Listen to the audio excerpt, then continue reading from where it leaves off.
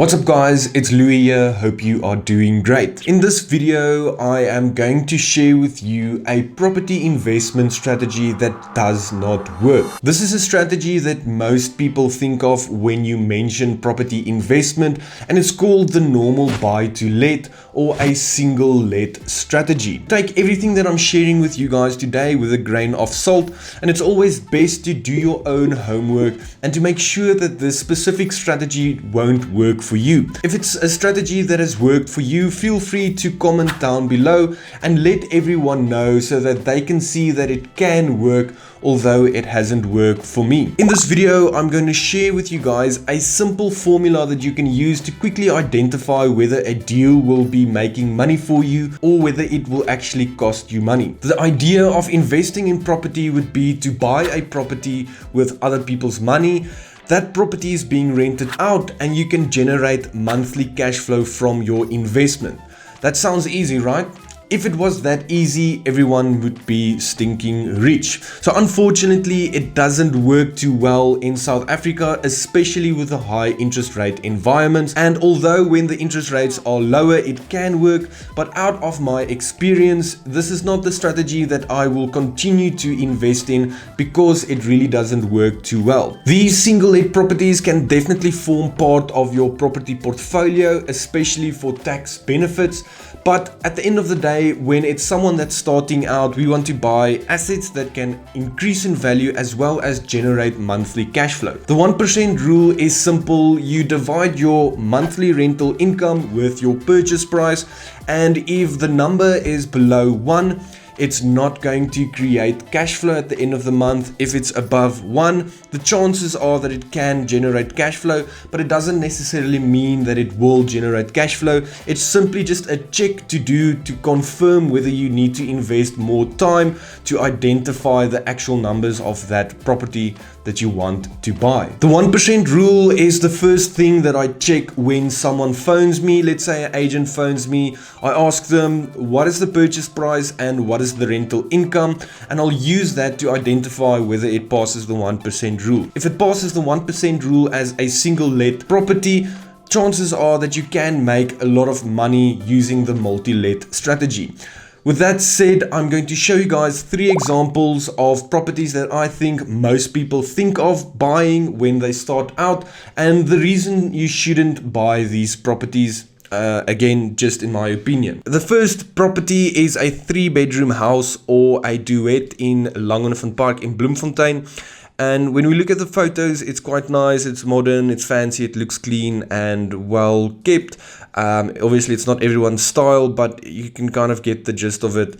And this property is for sale for 1.6 million rand. So your normal person will go and buy a family house, probably live there, or maybe eventually rent it out when they move to a bigger house or a different city or whatever. And the first thing that we need to identify is the purchase price, and we have that. Now we need to find out what this property can be rented out for if we wanted to rent it out. The easiest way to do this is to speak to an agent, but for a practical example, I'm going to show you guys what I usually do. I go to Property 24 and I click on the To Rent tab. Type in the details. It's a house, it's a 3-bedroom with a 2-bathroom, and it will show me a lot of similar examples. The easiest way we can identify an average rental income for this property is to simply add up the first 3 rental incomes, which is 12,950 plus 12,500 plus 10,500, which gives us 35,950. Then we divide it by 3, which is the average, meaning that the average price for a 3-bedroom, 2-bathroom in Langefontein Park would be around 12,000 rand. Out of experience, I know that this is quite accurate, and this is kind of what houses go for. Now, using the 1% rule, we have our purchase price as well as our rental income. Just let's make it easy, and we'll make the rental income 12,000 rand, and we'll make the purchase price 1.6 million. If we divide our rental income with our purchase price of 1.6 million and we multiplied with 100, we can see that it is below 1. This means it doesn't pass the 1% rule, so obviously this property will not be able to generate cash flow. Instead, it will cost us money each and every month. Chances are, if you hold on to this property for, let's say, 30 years, you will be making money, but it's a much slower and a much longer process. And most people don't want to wait 30 years. We can't guarantee if we will even be alive in 30 years. The next example will be a 3-bedroom townhouse in Shelleyvale, which is in the northern suburbs of Bloemfontein. And it's going to be a similar example. I'm going to go to property 24, use an average of the first 3 properties that I see.